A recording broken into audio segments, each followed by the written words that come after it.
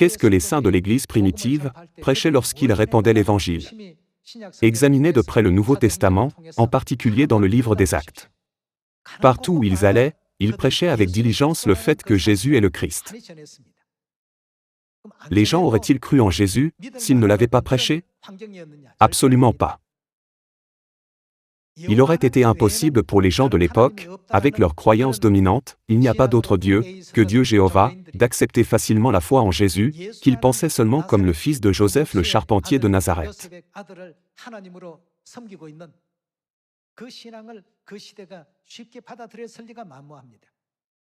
Cependant, la Bible et les prophètes témoignent qu'il est Dieu Jéhovah qu'ils ont servi, et que Dieu est venu sur cette terre en chair.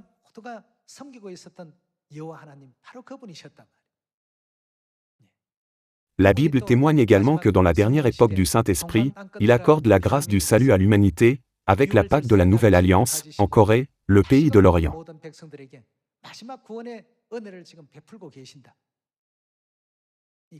Nous devons expliquer et informer les gens de ce fait.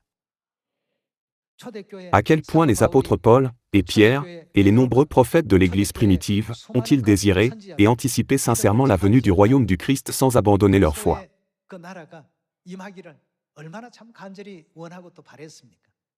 Ce n'est pas parce que nous croyons en Christ Sangron que nous ne croyons pas en Jésus. Car qui est Christ Sangron?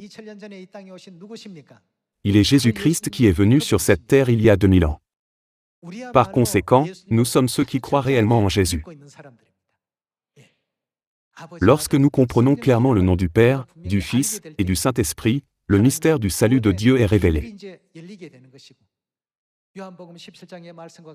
Jésus dit dans Jean chapitre 17, « Or, la vie éternelle, c'est qu'ils te connaissent, toi, le seul vrai Dieu, et celui que tu as envoyé, Jésus-Christ. » Qui peut dire qu'il croit en Jésus sans même connaître son nom nouveau?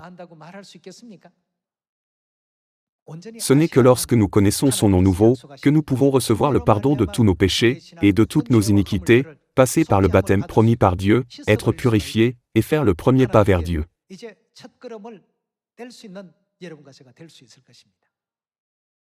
Voyons ensemble Ésaïe chapitre 43 verset 10. Dans le chapitre 43, verset 10, Dieu dit: « Vous êtes, de qui sommes-nous les témoins? Mes témoins, dit l'Éternel, vous, et mon serviteur que j'ai choisi. » Alors, qui désigne mon ici? Dieu Jéhovah a déclaré, « Vous êtes mes témoins, et mon serviteur que j'ai choisi. » Par conséquent, tous ceux qui croyaient en Dieu à l'époque du Père doivent être des témoins de Jéhovah, qui témoignent de Jéhovah. Si nous divisons l'œuvre du salut de Dieu en un commencement, un milieu et une fin, le commencement est l'époque du Père. Le milieu est l'époque du Fils, et la dernière partie, la fin, est l'époque du Saint-Esprit. Voyons Actes chapitre 1, verset 6. Alors les apôtres réunis lui demandèrent, « Seigneur, est-ce en ce temps que tu rétabliras le royaume d'Israël ?» Il leur répondit, « Ce n'est pas à vous de connaître les temps, ou les moments, que le Père a fixés de sa propre autorité. Mais vous recevrez une puissance, le Saint-Esprit survenant sur vous, et vous serez, les témoins de qui?